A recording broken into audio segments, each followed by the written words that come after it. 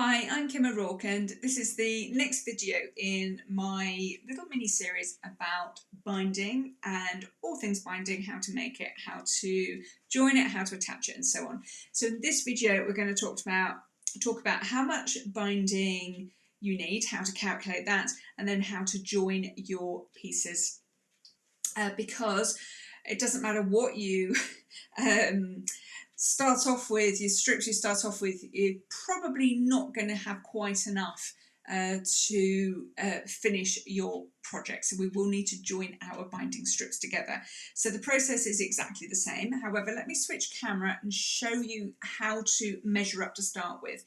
So if I'm making this piece here and I want to calculate the edging binding that I need, I'm going to get my ruler. And all I'm going to do is measure the edges. So you can see here that is about 20 inches. I don't know if you can see because it's probably come off the top of the camera, but that's 20 inches along here. And then my depth is 16.5 inches. So I would add up 20 inches there, 20 inches down the bottom, which is 40 inches, and then my 16.5 inches one side, 16.5 inches the other side, so that's 33 inches. So 40 plus 33 is 73 inches of finished binding that I would need. So to get to my 73 inches of binding, I need to join some strips together. So let's just move my ruler and this out of the way and show you how we do this. So you're going to need some pins. You're going to need a pencil. Look at that sparkly pencil that I've stolen from my daughter. So I think we all need sparkly pencils in life. You're going to need a little ruler and you're going to need your binding strips. Now, if you saw the previous videos, these are the ones I cut on the bias. It's exactly the same process whether you're cutting on the bias or whether you've got straight grain bias. There's no difference in how you do this.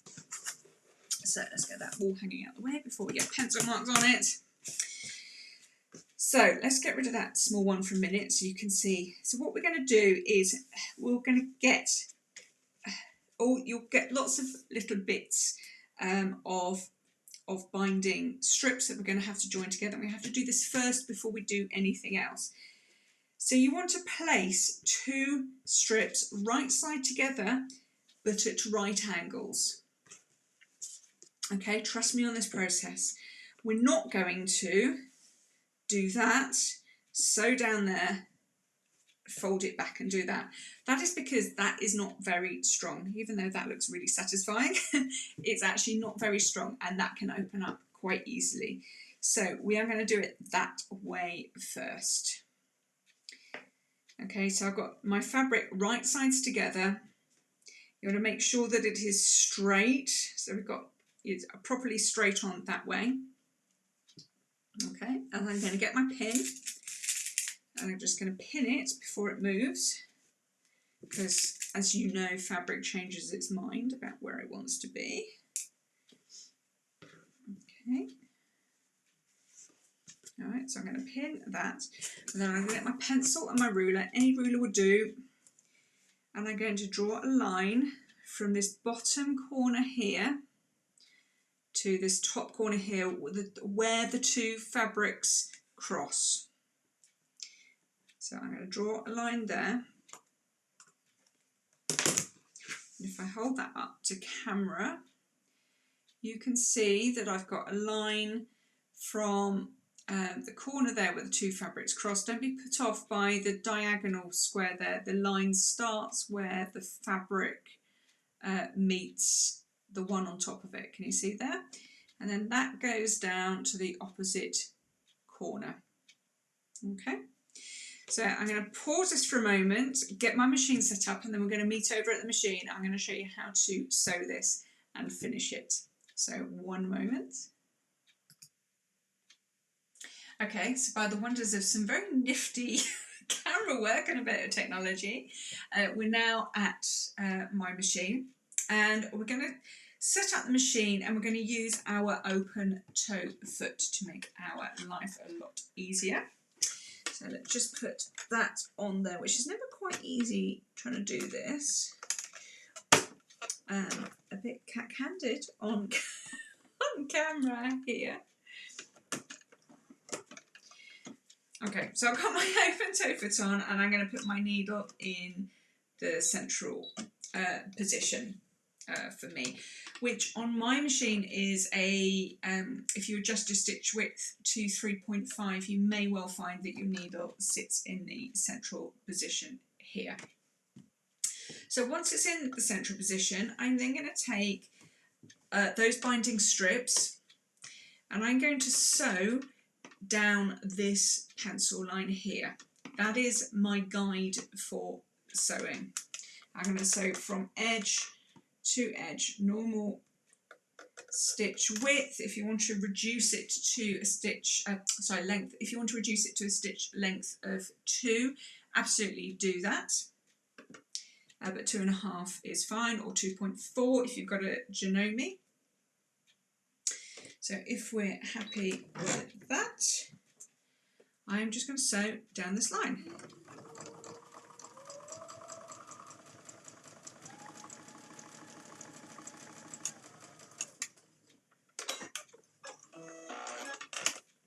Okay, so I've got a cream thread and that's gone from the corner here to the corner there. So let me get rid of my machine and show you what to do next.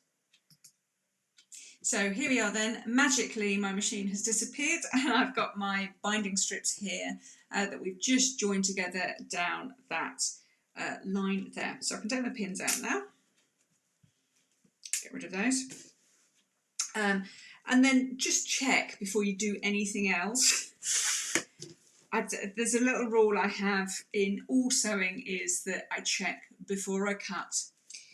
It's a bit more than, you've heard the adage of measure twice, cut once, or measure 300 times and cut once.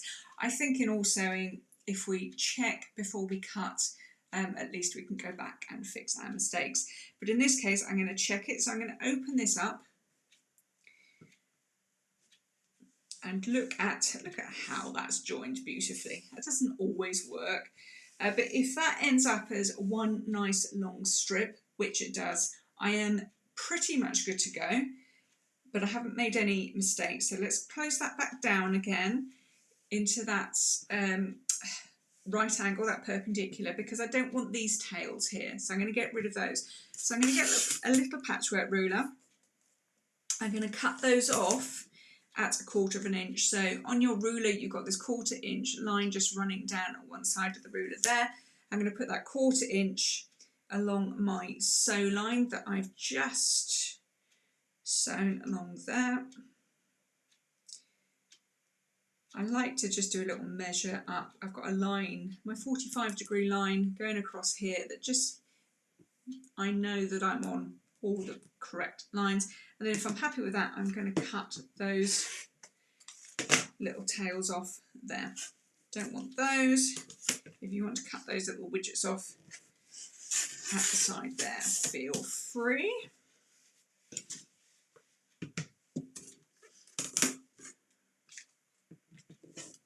Okay. So we've got that there, that we've got a nice, longer strip. And if I get my iron and my very natty, very posh ironing board, nothing wrong with the towel. Okay, I'm going to get my little iron. These little irons here that I'm just going to use is a little travel iron. I'm just going to press that to one side. Okay. And that is how you join your strips. So I hope that has been helpful and I'll see you in the next video.